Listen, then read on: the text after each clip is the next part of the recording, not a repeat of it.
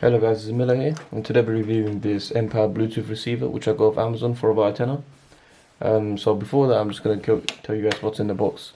So you get a 2-year warranty card, and then you get a micro USB charging cable, aux cable, and a smaller aux to aux adapter.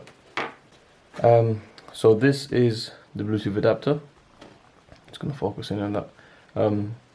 So how this works is by going straight into your aux in your car, and then just being able to connect to your phone. In my case I have an E92 without the iDrive, so I have to rely on aux, but the only problem is I can't charge my phone and listen to music at the same time, or less of a hands-free experience really. But to get this all powered up, you're also going to need to buy one of these car adapters, which I'm sure most people have anyways, but I got this off Amazon for a $5. It's a dual USB charging port.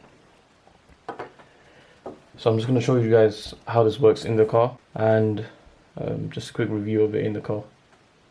Alright, so now that we're in the car, this is the device again. You just want to first hold it down here on the play button, and a blue light should come up to indicate that it's on.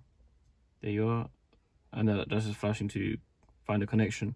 There is a volume up and down, which you don't really need to do because you can use your phone for that. So now that's done, I'm just going to plug it into my aux port here. It's right there. Plug that in, and it doesn't really last long, maybe an hour or two on without charge. So I recommend keeping a charge at all times. So I'm just going to plug in my USB cable here to my car adapter. I'm going to keep that plugged in, and then that's done. So next thing we need to do is just find it on your settings. It does come up as Streambot Mini on the Bluetooth, so should find it. It doesn't require any passwords or anything, it just connects as it is.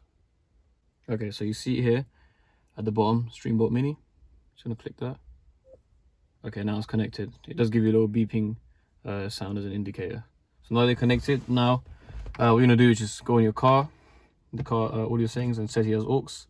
So now that the whole setup's complete. Okay, so I'm just gonna play some audio just so you get like a small kind of a reference. I'm just gonna close this first. But yeah, for all E92 owners, it does close nice and snug.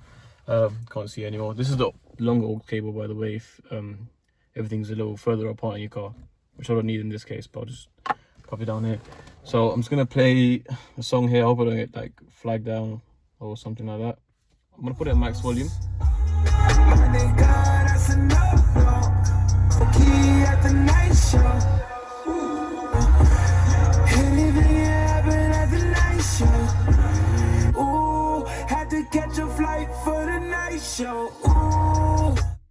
So you probably notice there's a small distortion at max volume. That's only because the Bluetooth quality here is not as good as auxiliary or anything. But for the best settings, I recommend on my E92 without any like sound upgrades, my bass on 2 and treble on 2. That prevents distortion a little bit at max volume. I usually have my music on max anyways, but this is probably the best setting you can do compared to aux, which is much clearer.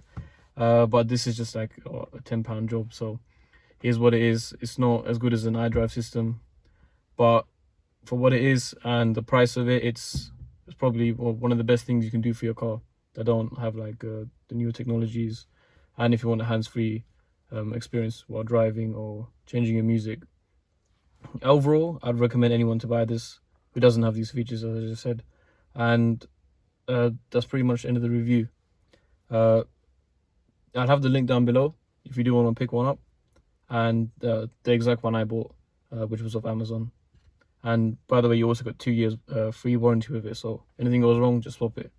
Unlike the ones you get off eBay, which don't have any return policies or anything like that. But yeah, thank you for watching.